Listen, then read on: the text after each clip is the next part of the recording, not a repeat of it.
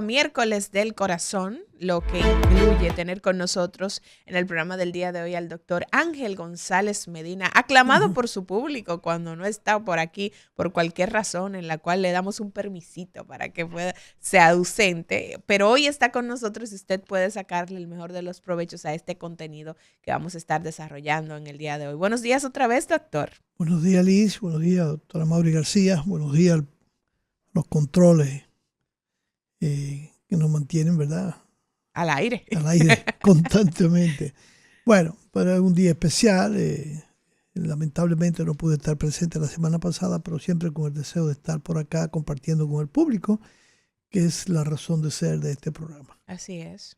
Y hoy nosotros decíamos, como esto es una cátedra médica, en las cátedras regularmente hay una parte teórica y luego viene la parte práctica. Así es. Entonces, hace unas semanas hablábamos de todos esos factores que hay que tomar en cuenta para establecer el riesgo que tiene un paciente, si tiene un riesgo bajo, moderado o alto para presentar un evento cardiovascular. Y hoy vamos a estar haciendo un ejercicio, así que motivamos a la gente que está en sintonía que se pueda comunicar con nosotros a través de las líneas 809-682-9850 para que podamos establecer cuál es su riesgo cardiovascular y que usted pueda poner atención a esos factores que puede modificar para disminuir dicho riesgo.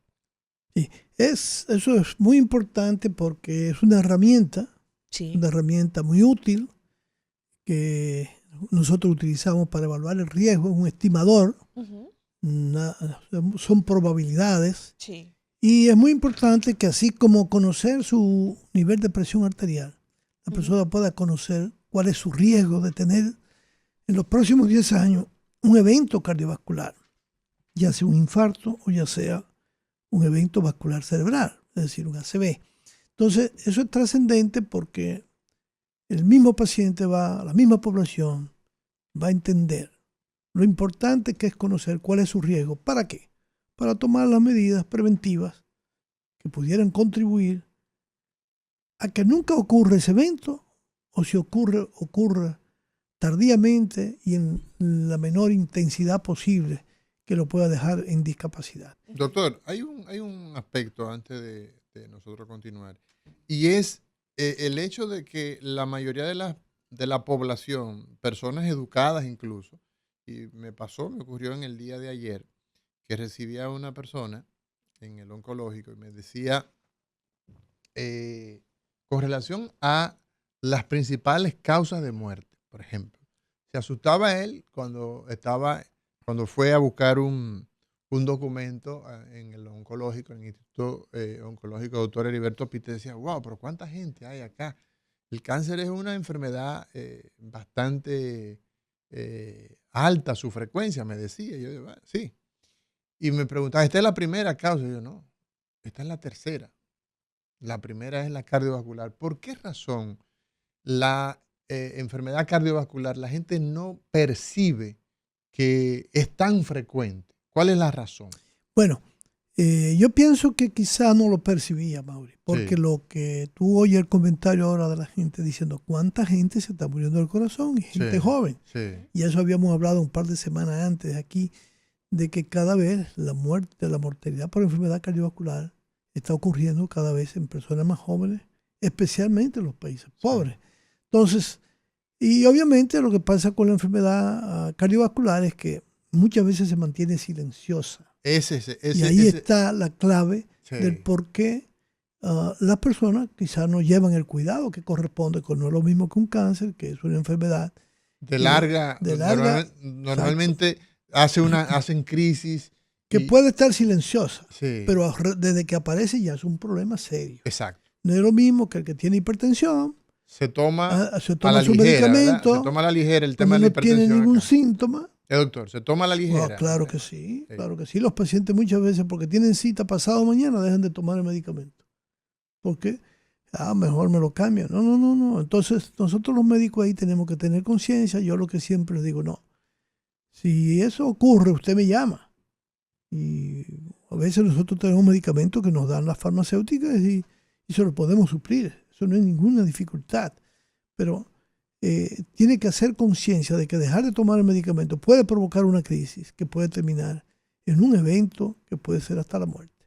Claro. Doctor, ¿cuáles son los datos básicos que requiere un cardiólogo para poder establecer el riesgo cardiovascular de un paciente? Sí. Hablábamos de la presión arterial, pero además Sí. de eso. El cálculo de riesgo cardiovascular viene de un estudio que se hizo hace ya 60 años o más, fruto precisamente de eso, de que estaba aumentando la presencia de enfermedad cardiovascular en la población, sobre todo de Estados Unidos y los países occidentales de Europa. Y se identificaron los primeros factores de riesgo, que siguen siendo los factores de riesgo principales, los mismos, pero que se han agregado otros en el trayecto cuando se ha visto que hay otras evidencias que también contribuyen, e inclusive, aunque estos calculadores de riesgo son los que se siguen utilizando, algunos con pequeñas modificaciones, sin embargo, se debe tomar en cuenta la presencia de otros factores de riesgo nobles, que no son tan frecuentes, que pueden agregar riesgo, o sea, aumentan el riesgo. ¿Cómo nobles, doctora? ¿Qué se refiere? Nobles o nuevos. Ah, ok. Sí, significa eso. Por ejemplo, antes no se sabía que, por ejemplo, la lipoproteína A era un factor de riesgo. Entonces, si tú tienes lipoproteína A elevada, entonces ya tú tienes un riesgo adicional al cálculo que se te está haciendo. El índice tobillo-brazo, por ejemplo. ¿Cómo así? Índice tobillo-brazo. Exacto. Es un índice que se calcula en base a la presión arterial en las piernas con relación al brazo. Entonces, eso es un índice que debe estar por encima de 0.9 o algo más. Okay. Si está por debajo de 0.9, significa que hay enfermedad cardiovascular. Ese simple índice. O sea, aunque se toma no la haya ninguna presión, otra evidencia. se toma la presión Sí. a nivel del brazo, como El brazo, regular, correcto. y en la pierna. En la pierna. Y tú Y entonces, ¿cómo se hace divide la presión del brazo entre la del tobillo, por eso tobillo-brazo, que debe ser superior porque en la medida que el territorio circulatorio se aleja, hay una pequeña diferencia de aumento de la presión arterial. O sea, tu presión normalmente es un poquito más alta en las piernas. Exacto, En está el más tobillo, lejos del corazón. Porque está más lejos. El Los corazón vasos tiene que hacer más los vasos fuerza, están ¿no? más estrechos, entonces hay un poco más de resistencia. Y sabemos que la resistencia tiene que ver con la presión arterial. Sí, entonces, cuando ese índice es menor de 0.9, es indicativo de que hay enfermedad, aunque el paciente no se sienta nada. Claro, eso no lo vemos mucho en el paciente joven. Lo vemos ya en el paciente que entra en edad, más de 50, 60 años, que es un elemento importante a la hora de evaluarlo. Es como tomar el pulso, donde tú te das cuenta muchas veces, bueno, pero este pulso está débil comparado con otro pulso. Entonces, dice, bueno, aquí tiene que haber algo. Entonces tú tomas la presión en ese paciente de edad y dice, no, pero usted además de ser hipertenso, fíjese, tiene evidencia de enfermedad cardiovascular. Y entonces tú vas a evaluar, vas a buscar las herramientas donde evalúa y encuentra que realmente el paciente tiene un déficit circulatorio en sus piernas, que muchas veces no lo percibe, como decía Amaury. ¿Por qué? Porque son personas que están en actividad física constante. Aquellos que no lo están, ¿cuándo lo perciben? Cuando comienzan a caminar, entonces comienzan a tener molestias, se cansan de las piernas, tienen cansancio. Y a veces con manifestación incluso mucho más importante, que a veces lo que sienten es como un adormecimiento o cansancio en la región glútea, porque los vasos pequeños de esa zona también van sufriendo. Doctor, ¿por qué se da que las personas que tienen enfermedades vasculares, ¿verdad?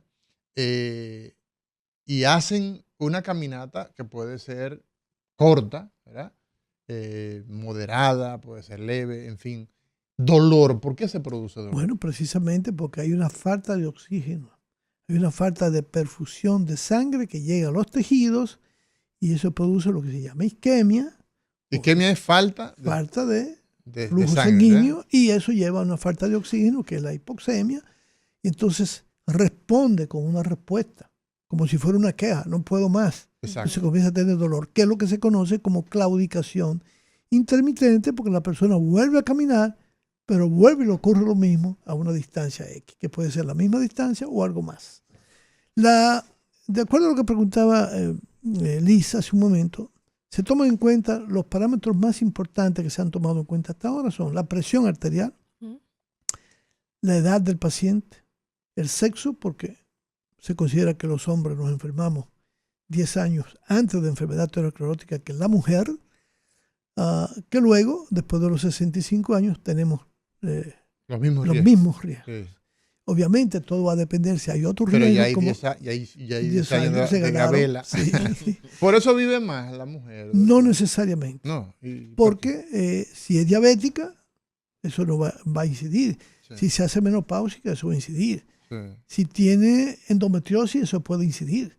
Si desarrolló hipertensión durante uno de sus embarazos, eso puede ser un factor que se agregue. Sí. Si usa anticonceptivo a largo plazo, también es un factor que se agrega. Y si tiene algunos otros trastornos, como con el colesterol, fumadora, entonces también el riesgo puede igualarse desde muy temprano. Desde muy temprano. Entonces, doctor, usted dice, edad, ese Edad. factor de riesgo, por ejemplo, no podemos cambiarlo, ¿verdad? No. El sexo tampoco. Correcto. La presión arterial sí podemos Sí. modificarla. Entonces, esos 3 factores de riesgo, ¿qué más? ¿Cuáles otros Bueno, tú factores de tienes riesgo? los 3 factores de riesgo no modificables, que son edad, sexo y la historia familiar. Eso no lo podemos cambiar. Eso no podemos cambiar porque eso está ahí.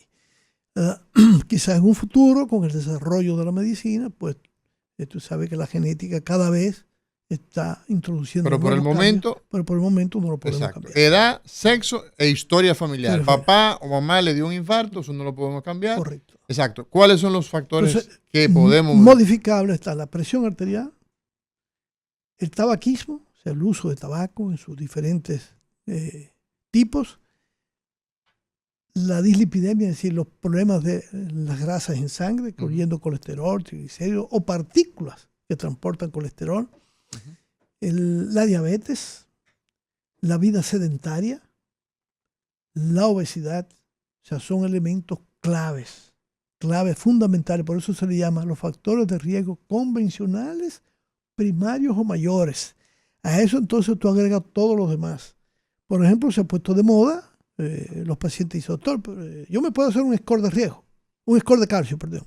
Entonces, sí, se puede hacer un score de calcio. Eso es para ver qué cantidad de calcio hay en sus arterias coronarias. Ahora se está hablando mucho de si el calcio que está fuera de las coronarias también tiene un mismo valor predictivo. No tiene el mismo valor predictivo, pero sí a determinados niveles, como en la aorta, como la válvula aórtica, como la válvula mitral, e inclusive en las mujeres, en las arterias mamarias, si hay calcificación, esto puede ser un índice predictivo también de mayor riesgo de tener un evento cardiovascular. Bueno, entonces nosotros estamos conversando hoy con el doctor Ángel González Medina, como cada miércoles, hablando de la medición de factores de riesgo. Vamos a cuantificarlo y cuando regresemos, usted va a llamarnos al 809-682-9850, la línea local y la línea internacional 1833-380-0062.